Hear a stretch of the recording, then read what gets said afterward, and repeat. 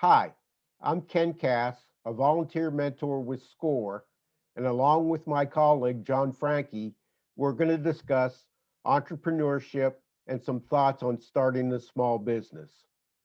I'm going to let John tell you a little bit about SCORE. Well, thank you, Ken, and hello, everyone.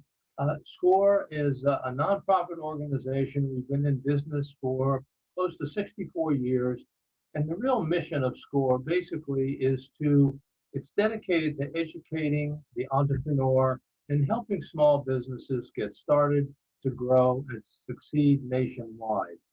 I think one of the things that's most important is that all of this information that takes place between SCORE and the potential small business owner is that all of the advice and counseling and mentoring is done in total confidence.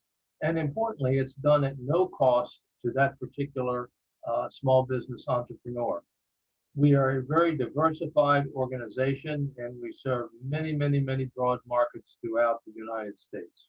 And one last thing I wanted to emphasize, and you can look at this chart in more detail on your own, is that SCORE provides a tremendous amount of resources, templates, and tools that are free also to assist the entrepreneur in business planning, market strategy, costing, so forth and so on.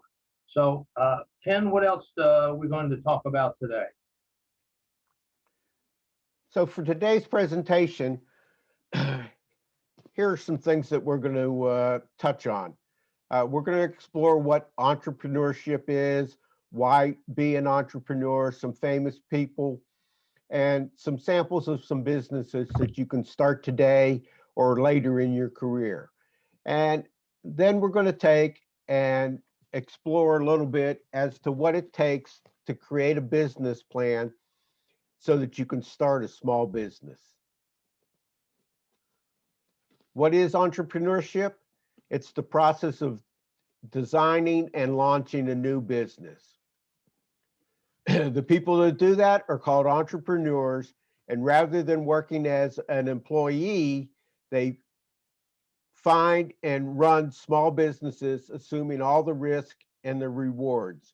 Generally, entrepreneurs are seen as innovators. Who becomes an entrepreneur? Creative people, people that have a new idea for a product or service or a new way of doing something. Family business owners, whether you take over a family business or you expand a family business. People that like to have control. Most entrepreneurs don't like working for someone else. Someone that lost their job. Self-esteem. Most entrepreneurs are very confident in themselves and willing to take the risk. And social skills. Entrepreneurs generally are outgoing individuals, and the examples that we're going to send you are really big personalities. This is an interesting slide. Almost 24 million small businesses are one or two people firms, and almost 7 million businesses are what we call Main Street businesses. These are the retail shops, restaurants, beauty salons that you see in your town. And surprisingly, there's only 170,000 businesses that employ over 100 people in the United States. So let's talk about some famous entrepreneurs and what characteristics they have. In technology, Mark Zuckerberg. Mark was a creative guy who came up with an idea of staying in touch with his friends. Jeff Bezos, again, a creative guy looking for a better way of selling books. Bill Gates. Bill developed the operating system for most of the computers we're using today. In addition to that, Bill was one of those guys that didn't like working for someone else. And food services, Bobby Flay, Gordon Ramsay, Guy Fieri. All these guys have great self-confidence, big personalities, and very outgoing. Entertainment, Beyonce and Jay-Z, the Kardashians. Here's an example of expanding the family business. And Shaquille O'Neal. Shaquille retired from basketball and got into movies, advertising, and endorsements.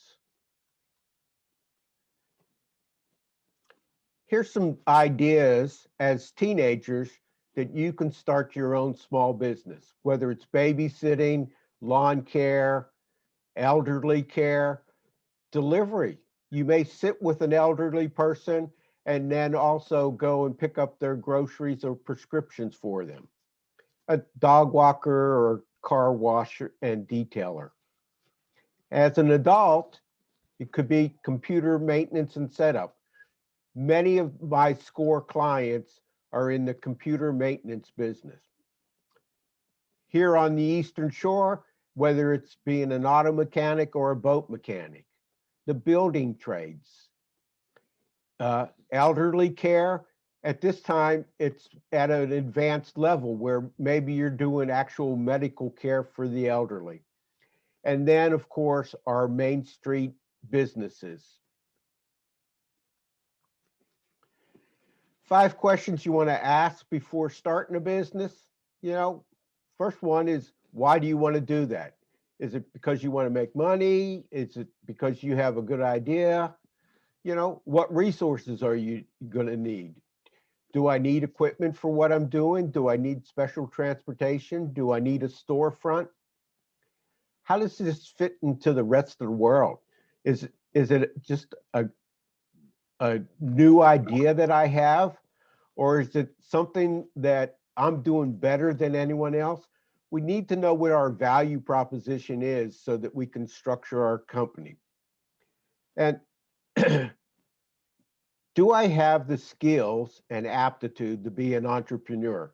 Am I really ready to take the risk to be out on my own? Let's take and spend a little time on developing a business plan for a small business and look at the things that it takes in developing that plan. John and I have come up with a fictitious small business. And the first thing is you have to have an idea. Our idea was to come up with a healthy donut that was sugar-free, dairy-free, and gluten-free. And what makes it unique is donuts aren't considered to be health food. And why will people buy it? Well, everyone wants to be healthier and everyone loves donuts. So how am I going to market this? Who's the customers?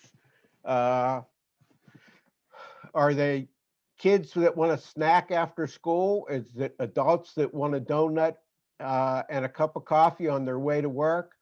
Where do they live? Are we going to do this business locally? And how are we going to spread the news about the company? Eventually, we'll use word of mouth, but we're going to have to do email campaigns and social media using Facebook and Instagram. And what's the name of my business and what's my branding? So in our case, John and I decided to call ourselves Hole-in-One Bakery because a donut has a hole in it. And our branding is guilt-free donuts.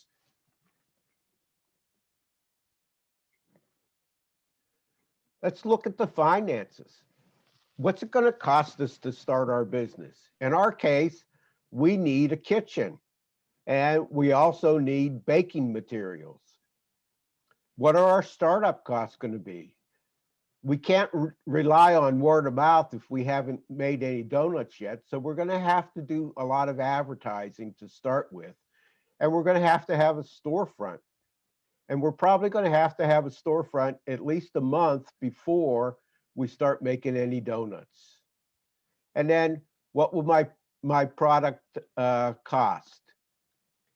Cost is more than just labor and materials. We also have to add in overhead. This is the rent on our storefront. This could be any loans on our equipment. And most importantly is G&A. This is all the back office stuff that you don't think of when you're creating your business. You know, what legal fees do I have? What do I need for bookkeeping, accounting, and tax preparation? Am I going to need a secretary? Do I need a cell phone? So all those things have to be added in creating our pricing. And then we want to make a profit. So our profit is whatever we sell for minus what our costs are. So that's a little bit as to what it takes to work on a business plan. John, how about sharing how they can learn more about SCORE and what we can help them with? Sure. And thanks, Ken, so much for an excellent, excellent presentation. Very, very informative. Two excellent sources for Ken's input a moment ago is please go to our website. It's there listed on the screen. It's very comprehensive. It's very thorough. It shows everything you need to know, basically. Workshops, how to set up mentoring. It's search for, as we have here, different courses, different training opportunities, and that's on our website. And it's also on the entrepreneurship site that was on this chart a moment ago. So either one of those carry a tremendous amount of information for anyone coming into the business, or if you already started a small business, helpful hints how to succeed, how to grow, and overcome any issues that you may have with business operations. Now, there's one other slide that Ken just put up, and this is, please feel free to get in touch with us at any time. This is a toll-free phone number, the 877 number. It's manned 24/7, 365 with a live individual. And lastly, if you are searching for a mentor, you can go right online to our courscore.org website. It will put up a form for you to fill out and it will send back to SCORE, and then we will notify you relative to the next step. So I think that's what I wanted to cover here. Ken, any last comments? I just want to thank you all for your time, and I hope we have the chance to help you start your own new business. Thank you, Ken.